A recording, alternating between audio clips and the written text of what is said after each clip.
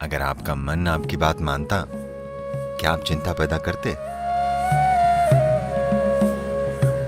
बस ये सरल साधना कीजिए आप सभी। अगर आप कोई दूसरा योग नहीं कर सकते तो आप इतना तो कर ही सकते हैं, है ना?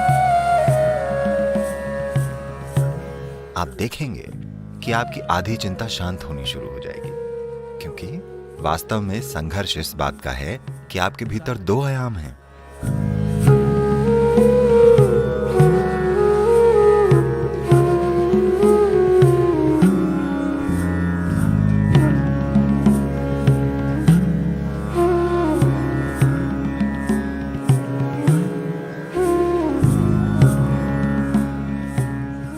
अगर आपका मन आपकी बात मानता, क्या आप चिंता पैदा करते?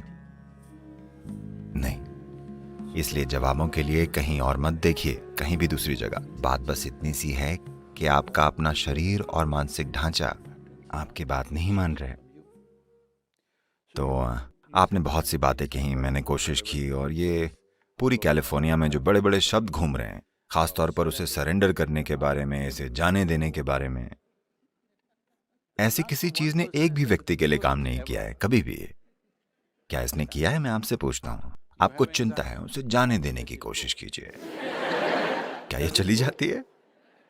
यहां तक कि फ्लू भी, कमबख्त फ्लू तक नहीं जाता। हाँ या ना? साधारण सी सर्दी भी नहीं जाती। आप कहते हैं जाओ, क्या ये चली जाती है? इसलिए हमें समर्पण के इन सजावटी चक्करों में नहीं पड़ना चाहिए। ये सब इधर उधर की बातें हैं। कोई नहीं जानता कि समर्पण क्या है, क्योंकि जब ऐसा होगा तो आपको पता ही नहीं चलेगा कि ऐसा हुआ है। आप ऐसा नहीं कर सकते, मैंने समर्पण कर दिया, ये कैसे संभव है? तो उन चीजों को छोड़कर, खास तौर पर जैसा मैंने कहा है, आपने यूजर मैनुअल को नहीं पढ़ा है कि ये कैसे काम करता है। हमें इस पर ध्यान देना होगा। ये सिस्टम इस तरह से बना है कि अगर आप अपना हाथ ऐसे रखें तो ये एक तरीके से काम करेगा, अगर आप ऐसे करें तो ये दूसरी तरीके से काम करेगा। ये एक अद्भुत प्रक्रिया है। अगर ये कोई सरल चीज होती तो हम इसे छेनी हथौड़ी से कूट पीट कर सही आकार में ले आते, ठीक है? ये बहुत सादा परिष्कृत है। ये मशीन असाधारण रूप से जटिल है। ये जिस चीज के लिए बनी है उसे उस तरह इस्तेमाल करने के लिए व्यक्ति को एक निश्चित तरह का ध्यान देने की जरूरत है, वरना ये खुद को अस्त व्यस्त कर लेगी। अब कई कारक हो सकते हैं, जेनेटिक कारक हो सकते हैं, सामाजिक कारक हो सकते हैं, कुछ पालन पोषण के मुद्दे हो सकते हैं, तमाम तरह की चीजें हैं। पर अपनी समस्याओं के लिए इनमें से किसी भी चीज को कारण मत ठहराइए। जरूरी बात बस ये है, आप अपने मन को वैसे नहीं रख पा रहे हैं जिस तरह से आप उसे चाहते हैं। आपकी बस यही समस्या है ना? जिस पल आप कारण देते हैं कि मैं ऐसा इसलिए हूं क्योंकि मेरे पिता ऐसे थे, मैं ऐसा इसलिए हूं क्योंकि मेरे दादा की जेनेटिक्स ठीक नहीं थी, तो समझिए आप खत्म हैं। क्योंकि अब हम उन व्यक्तियों को बदल नहीं सकते। Yes. अब आप कोई अलग पिता या दादा नहीं चुन सकते, अब वो बीत चुके हैं। पर आप इसे रूपांतरित कर सकते हैं। आपको यह समझना चाहिए, अब भी इससे कोई फर्क नहीं पड़ता कि आपको चिंता का विकार है। फिर भी अगर आप एक गाजर का टुकड़ा भीतर डालते हैं तो यहाँ एक ऐसी बुद्धिमत्ता है जो एक गाजर को एक मनुष्य में रूपांतरित कर सकती है। इसका मतलब हर रोज आपके भीतर एक नए शरीर का निर्माण हो रहा है ना? टुकड़ों में हर रोज एक नए व्यक्ति का निर्माण हो रहा है। जब सृष्टि का स्रोत आपके भीतर काम कर रहा है और लगातार एक नए मनुष्य का निर्माण हो रहा है, अगर आप इसकी थोड़ी सी भी जिम्मेदारी ले लें तो आप पूरी तरह से एक नई शारीरिक और मानसिक प्रक्रिया का निर्माण कर सकते हैं। हमारे साथ कुछ ऐसा हुआ। पिछले साल हम लोग तिब्बत में ट्रैकिंग कर रहे थे। मैं एक टेंट में था, मैं कुछ काम कर रहा था और दूसरा एक व्यक्ति एक सेब काट रहा था। आपको इन दिनों मिलने वाले चीनी मिट्टी के चाकुओं का पता है? तो पास में दूसरी महिला उस व्यक्ति से कहती है, ये बहुत तेज चाकू है, ध्यान रखना। ये मुझे थोड़ा परेशान करता है। मैं ऐसे देखता हूं क्योंकि ये एक बड़ा आदमी है। अगर वो कोई बच्चा होता तो अलग बात थी, तब हमें देखना होता कि वो चाकू कैसे इस्तेमाल कर रहा है। वो एक पूरा बड़ा आदमी है। और चाकू को तेज धार ही होना चाहिए। अगर उसकी धार तेज ना हो तो आप उसे चाकू क्यों कहेंगे? तो मैंने उसे अनदेखा किया और काम करता रहा। अगले 2 मिनटों में वो फिर कहती है, ये बहुत तेज चाकू है, ध्यान रखना। मैंने कहा बस करो, वो एक बड़ा आदमी है, उसे अकेला छोड़ दो, उसे पता है चाकू को कैसे इस्तेमाल करना है। वो एक छोटा सा चाकू नहीं संभाल सकता। ये कोई बहुत भारी मशीनरी या अंतरिक्ष यान या ऐसा कुछ नहीं है कि उसे पता नहीं कि इसे कैसे चलाना है। ये एक चाकू है। वो कहती है, नहीं सदगुरु, ये बहुत ही तेज चाकू है। और मैं जो कर रहा था वो करता रहा। अगले 2 मिनटों में वो उससे फुसफुसाती है, बहुत ध्यान रखना, ये बहुत तेज है। और अगले 2 मिनटों में वो अपनी उंगली काट लेता है। उसके बाद मैंने हार मान ली। ठीक, यही सब हो रहा है जीवन के साथ, यही सब हो रहा है। आपके पास एक बुद्धि है जिसके लिए आपके पास कोई पर्याप्त स्थिर आधार नहीं है, या दूसरे शब्दों में आपके पास एक तेज चाकू है, माफ कीजिएगा, बहुत ही तेज चाकू।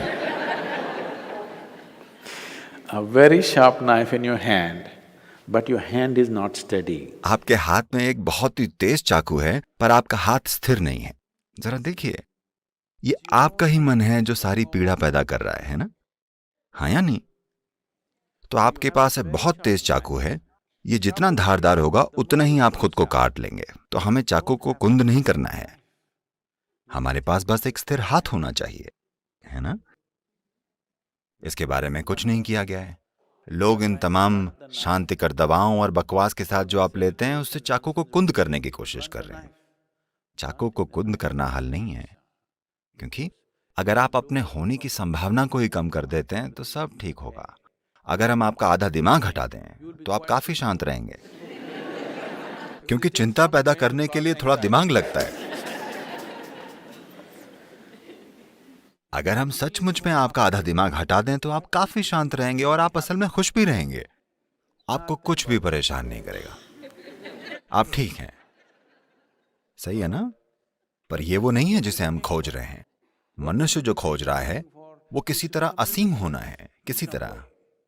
और अगर ऐसा होना है तो आपको एक स्थिर आधार बनाना होगा। चाकू को हटाने की जरूरत नहीं है, चाकू को कुंद करने की जरूरत नहीं है, बस हाथ को स्थिर रखने की जरूरत है ना? कोई प्रक्रिया नहीं करनी है।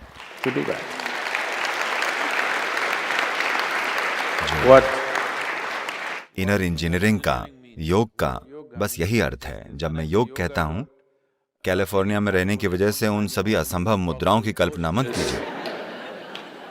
योग का अर्थ मुद्राएं नहीं है, योग का अर्थ है मिलन, ठीक है? योग का शाब्दिक अर्थ है मिलन। ये मिलन का पहला रूप है। आपका दायां और बायां, इसे योग में पिंगला और ईड़ा कहा जाता है। ये आपके भीतर पौरुष और स्त्रैण है। इन्हें बस एक साथ कर दें। आप बस ये सरल साधना कीजिए। अगर आप दूसरा कोई योग नहीं कर सकते तो इतना तो कर ही सकते हैं ना? आप ऐसा कीजिए जो आपके जीवन से संबंधित हो। ये चढ़ता हुआ सूरज हो सकता है। सूरज ऊपर आ रहा है, सूरज के ऊपर आए बिना इस ग्रह पर आपका अस्तित्व ही नहीं होता है ना? आपके भीतर जीवन की गर्माहट सिर्फ इसलिए है क्योंकि सूरज ऊपर आता है। पेड़ का ऑक्सीजन छोड़ना और उसके लिए आप कार्बन डाइऑक्साइड छोड़ते हैं और ये अदला बदली हो रही है। इसके बिना आप जीवित नहीं होते हैं ना? इसकी ओर कुछ इस तरह से देखिए, जो भोजन आप खाते हैं, सूरज, जिस धरती पर आप चलते हैं, जिस हवा में सांस लेते हैं, जो पानी पीते हैं, जो लोग आपके आसपास रहते हैं, इनमें से कुछ भी चुन लीजिए। बस ये कीजिए, आपके दाएं और बाएं को पूरी तरह एक साथ कर दीजिए। इस तरह नहीं, इस तरह नहीं, बिल्कुल सीधे, ठीक है? बस किसी ऐसी चीज की ओर देखिए जो आपके लिए सच में मायने रखती है। शायद सूरज, शायद आकाश, शायद बादल, शायद एक पेड़ या कोई व्यक्ति, शायद एक बच्चा, एक जानवर, कोई मायने नहीं रखता कि क्या। बस उसकी ओर देखिए। लगातार 10-12 मिनटों तक दोनों हाथों को जोड़े रखिए। आप देखेंगे कि आपकी आधी चिंता शांत होनी शुरू हो जाएगी। क्योंकि वास्तव में संघर्ष ये है कि आपके भीतर 2 आयाम हैं। मैं इसके विस्तृत विवरण में नहीं जाना चाहता, क्योंकि योग, शरीर विज्ञान इसके बारे में विस्तार से बताता है। लेकिन सरल शब्दों में कहें तो आधुनिक चिकित्सा विज्ञान आपको बता रहा है कि एक दायां दिमाग है और एक बायां दिमाग है, ठीक है?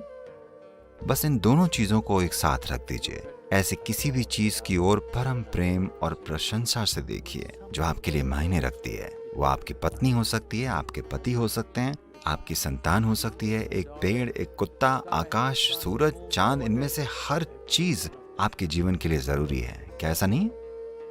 हाँ, आप इनमें से जिस भी चीज के साथ जुड़ाव महसूस करते हैं, इन दोनों चीजों को एक साथ रखते हुए उनकी ओर परम मधुरता से देखिए, ये पहचानते हुए कि वे आपके लिए कितने जरूरी हैं।